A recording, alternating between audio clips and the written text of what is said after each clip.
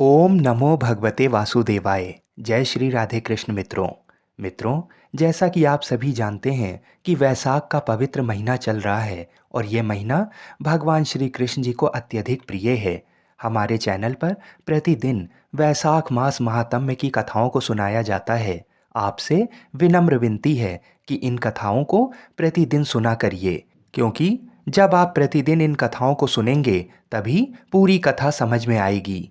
तो आइए भगवान के चरणों का ध्यान करते हुए वैसाख मास महात्म्य के इस अध्याय को सुनते हैं। मिथिलापति ने पूछा, ब्राह्मण, जब वैसाख मास के धर्म अतिशय सुलभ पूर्ण राशि प्रदान करने वाले भगवान विष्णु के लिए प्रीतिकारक चारों पुरुषार्थों की तत्काल सिद्धि करने वाले सनातन और वेदोक्त हैं, तब संसार में उनकी प्रसिद्धि कैसे नहीं हुई? श्रुतदेव जी ने कहा, राजन, इस पृथ्वी पर लौकिक कामना रखने वाले ही मनुष्य अधिक हैं। उनमें से कुछ राजस और कुछ तामस हैं। वे लोग इस संसार के भोगों तथा पुत्र पौत्रादि संपदाओं की ही अभिलाषा रखते हैं।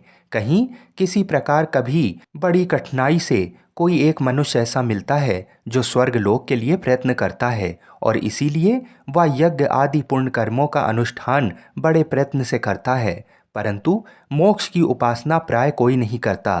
तुच्छ आशाएं लेकर बहुत से कर्मों का आयोजन करने वाले लोग प्राय काम में कर्मों के ही उपासक हैं। यही कारण है कि संसार में राजस और तामस धर्म अधिक विख्यात हो गए, परंतु सात्विक धर्मों की प्रसिद्धि नहीं हुई। ये सात्विक धर्म भगवान विष्णु को प्रसन्न करने वाले हैं, निष्काम भाव से किए जाते हैं और इहलोक तथा परलोक में सुख प्रदान करते हैं। देव माया से मोहित होने के कारण मूढ़ मनुष्य इन धर्मों को जानते ही नहीं है। पूर्व काल की बात है, काशीपुरी में कीर्तिमान नाम से विख्यात एक चक्रवर्ती राजा थे। वे इच्छा व कुवंश के भूषण तथा महाराज नृग के पुत्र थे। संसार में उनका बड़ा यश था। वे अपनी इंद्रियों पर और क्रोध पर विजय पा चुके थे। ब्राह्मणों के प्रति उनके मन में बड़ी भक्ति थी। राजाओं में उनका स्थान बहुत ऊंचा था। एक दिन वे मृगया में आसक्त होकर महर्षि वशिष्ठ के आश्रम पर आए। वैसाख की चिलचिलाती हुई धूप में यात्रा करते हुए राजा ने मार्ग में देखा, महात्मा वशिष्ठ के शिष्य जगह जगह अनेक प्रकार के कार्यों में विशेष तत्परता के साथ संलग्न थे। वे कहीं पौसला बनाते थे और कहीं छाया मंडप, किनारे पर झरनों के जल को रोककर स्वच्छ बावली बनवाते थे। कहीं वृक्षों के नीचे बैठे हुए लोगों को वे पंखा डुलाकर हवा करते थे। कहीं ऊख देते, कहीं सुगंधित पदार्थ भेंट करते और कहीं फल देते थे। दोपहरी में लोगों को छाता देते और संध्या के समय शरबत। कोई शिष्य घनी छाया वाले वन में झाड़ बुहार कर साफ किए हुए आश्रम के प्रांगणों में हितकारक बालुका बिछाते थे और कुछ लोग वृक्षों की शाखा में झूला लटकाते थे।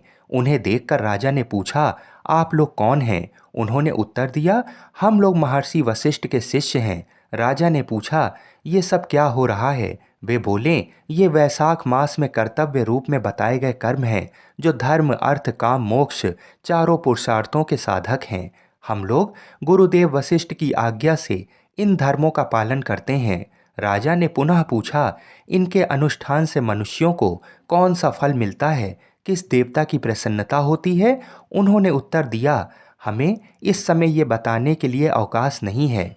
आप गुरु जी से ही यथोचित प्रश्न कीजिए। वे महायशस्वी महर्षि इन धर्मों को यथार्थ रूप से जानते हैं। शिष्यों से ऐसा उत्तर पाकर राजा शीघ्र ही महर्षि वशिष्ठ के पवित्र आश्रम पर, जो विद्या और योग शक्ति से संपन्न था, गए। राजा को आते देख महर्षि वशिष्ठ मनी मन बड़े प्रसन्न हुए। उन्होंने सेवकों सहित महात्मा राजा का विधि पूर्वक आतिथ्य सत्कार किया। जब वे आराम से बैठ गए तब गुरु वशिष्ठ से प्रसन्नता पूर्वक बोले, भगवान, मैंने मार्ग में आपके शिष्यों द्वारा परम आश्चर्यमय शुभ कार्यों का अनुष्ठान होते देखा है, किंतु उसके संबंध में जब प्रश्न किया तब उन्होंने दूसरी कोई बात न बताकर आपके पास जाने की आज्ञा दी। उनकी आज्ञा के अनुसार मैं इस समय आपके समीप आया हूँ। मेरे मन में उन धर्मों को सुनने की बड़ी इच्छा है, अतः आप मुझसे उनका वर्णन करें। मित्रों, आगे ऋषि वशिष्ठ जी ने क्या कहा, ये जानने के लिए अगला अध्याय अवश्य सुनें। जय श्री राधे कृष्ण।